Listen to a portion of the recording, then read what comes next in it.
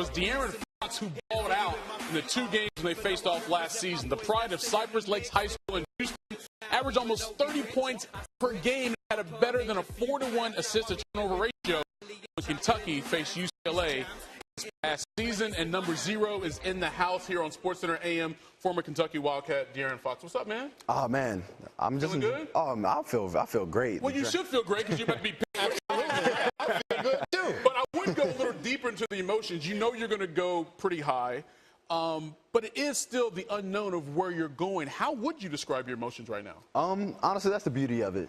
Just not knowing where I'm gonna go. Could go anywhere between like 2 through 8, so LA to New York. So I can be anywhere in this country, and that's really the part that I'm really excited about.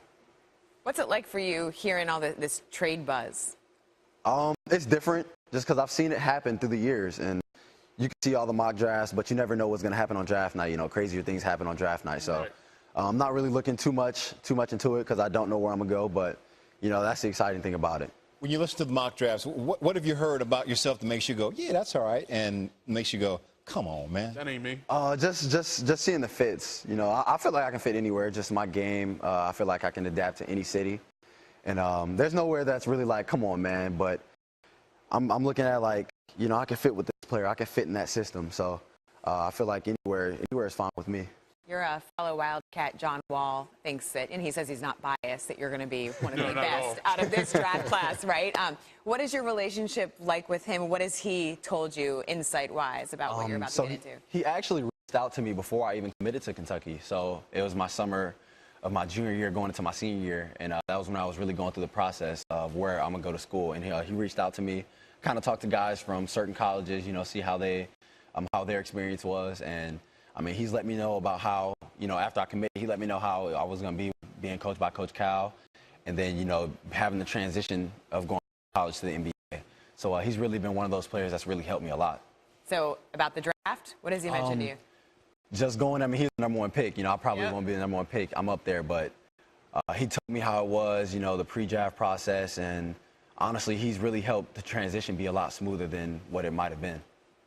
Hey, Lonzo Ball's made it known that he wants to go play for the Lakers, be the #2 pick. But you think he's going to have a target on his back during his rookie year? Why you say that? I mean, I've heard it, and I mean, at the end of the day, you're still going to play basketball. Point guard is the toughest position. You don't even have to have a target on your back to have a tough night at the point guard position. But just going in, I feel like it is. But, you know, I could be wrong. I never played a game in the NBA. I don't really know. But playing point guard is going to be tough anyways. And, you know, what's been said is it's going to be tough. What have you heard? You said you heard it. John said, you know, you have a few players have actually said it. Is it because of his dad, LeVar? Because his dad? Yeah, I mean, because Lonzo's a quiet dude. Yeah, he's a quiet kid. I've known him for years. Okay. But like I said, I didn't know his dad until our senior year of high school. But you know, he said he does things his own way. Right. Put it that way. You mentioned John Wall. There's been quite a few Kentucky point guards to be drafted high and then play on some current teams. And we can go back to Rajon Rondo, but we got Eric Bledsoe, you got Brandon Knight, right? I mean, when you were deciding on your choice to go to school, obviously your coach, Sean Calipari, had a lot to do with that. But did you look at some Kentucky point guards like, you know what, I can go there, play for him, and maybe do some of the same things they did? Definitely. You know, when you're picking a school, you kind of look at the coach's track record. You know, if he's never had a one and done, you know, you could be like, I want to be different. But, you know, what are the odds of you being that first one and done? So going there, you know, I know I had to perform. I knew he was going to get me ready to go to the NBA. And I felt like I made the perfect choice for myself. You know, you're going through a lot of media stuff right now, and Kentucky gets a lot of attention, 365 there in Lexington. Yeah. How did that prepare you for the moment you're going through right now with all the media stuff you're having to deal with? Well, in Lexington, you know, basketball is huge there. You know, we don't have a professional sport at all. Right. So just going there, I knew that I was gonna have the attention that a pro would get, except I'm just not getting paid for it. Right. So I knew going there really prepares you off the court and on the court for the next level. What do you feel like is the toughest thing that you've overcome to get to this point? Man, not too many. I haven't really, you know, seen too many barriers. Besides, you know, people are gonna doubt you, but that's everywhere. I mean, for me, I'm gonna say LeBron's the greatest player on the planet, and he has doubters. He has people that doesn't like his game and criticizes him. So going in, I knew I was gonna have that, but I feel like I haven't had it, you know, too much. When you watch LeBron, what is the thing that you idolize most? Man does everything. Why not? Right? He's a 6'8" freight train, and he's been doing it for 13, 14 years, and he doesn't seem like he's lost a step. So I just appreciate his greatness. I was a Kobe fan, but I never hated LeBron. I love watching LeBron play. So just seeing what he's done for the amount of years that he's done it for, and it doesn't seem like he's going to slow down anytime soon. Right. So I hear you're a big video game player. Oh yeah. Man, off the court, if I'm not playing basketball, and if you can't find me, then you really just don't know me. The console. Yeah, You're like 6 hours a day, right? It's around there. Just because I do it at night, I do most of my gaming at night because during the day I'm out, Whatever. basketball, just doing stuff. But yeah, But your dad said you learned basketball from playing video games. How did you make that transition, or what did you see and take into your game? So at a young age, not now, just because it's so different physicality. You don't. It's not the same now. But at a young age, I would just steal the game. I would steal the moves from the video games, and it actually worked. Really? It actually worked around 6th, 7th grade. So I took it and I just ran with it, and it got me here today. All right, so I was joking about your jeans earlier. The only reason I was joking because I can't get into them, so I'm envious. But, one thing about De'Aaron, like, he's a fly dresser. Take a look at some of these pictures we stole off his Instagram account. That's Malik Monk. I mean, that's a GQ cover right there. I mean, that's fly. I actually forgot to unbutton my jacket.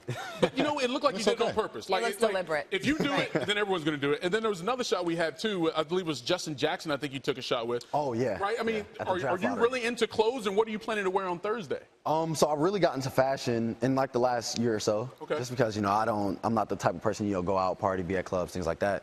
So I really got into fashion, gaming, and just something to pass the time. Okay. Because, in the NBA, you be done with practice around 2, 3 o'clock, and I'm young, so I have nothing else to do. So I just have to find, a way to spend my time. Now, we've seen some bad draft night looks through the history, whether it's NBA or even the NFL. Jalen Rose. I did see that. You remember that one, all red, heavy on the pinstripes. I like the tie. It just You like didn't the go tie? with the suit. It didn't go with the suit. All right, fair enough. Memorable, right? It is. It's quite memorable because we keep talking about it every year. And so he can say, y'all remember my suit. That's all he has to say. All right, Samaki Walker. Anybody remember this one? Oh, even the fedora he dropped? Yeah. Look how big those sleeves are. I have no comment. You got nothing The on that shoulder one? pads are the deal. What But about that's generational. He went to Louisville. Sorry, say whatever you want. He played in Louisville. Say whatever you want about Samaki Walker. we got 3 Brett arms Favre. on those sleeves. Can I see Brett Favre? Well, here's Yeah. the deal, though. See, this is kind of unfair because Brett didn't actually go to the draft. He was at home when he got He drafted. still had a suit on. Yeah, he did. Didn't it? I No, remember he didn't. LeBron. No. Yeah, the jeans No, were that on. was it. No. He had on jorts, homie. He was not at the draft. He was home there in Mississippi. Look at his somewhere. phone. Right? It's Zach Morris. It's a house. It's a house. All it's missing is a Okay, cord. but the big question is, what are you going to be wearing? You said you picked it already, not the shoes, right? So actually, JCPenney is who me and Malik's our suits are by. Okay. I'm not going to tell you what it looks like or the color or anything. Can you give us a hint? No. Are you going 3-piece? No. All right, no. so no 3-piece, but he's not going to tell her the color. No. No, you guys will. Gotta watch. It's in a few days. You'll see it. It's not too many days away. What are you going to do with the hair? Same? Yeah. So actually, right now, I actually got it done yesterday. I like it. So it actually just does its own thing. And Thursday, it'll be different. And I won't even do anything to it. It'll actually be different from there. I'm going to go LeBron and shave it. Oh, no, definitely not. People like it. People Only love people shave their hair are people who are losing their hair. it. Yeah, so I think he's fine. Yeah, people ask me when am I going to change my hair, and I'm like, when I start losing my hair, I'll know when it's time to cut it. All right. I actually forgot you were coming in because I had my hair just like that on Friday, and I got a haircut. It's messed up. That'd have been cool.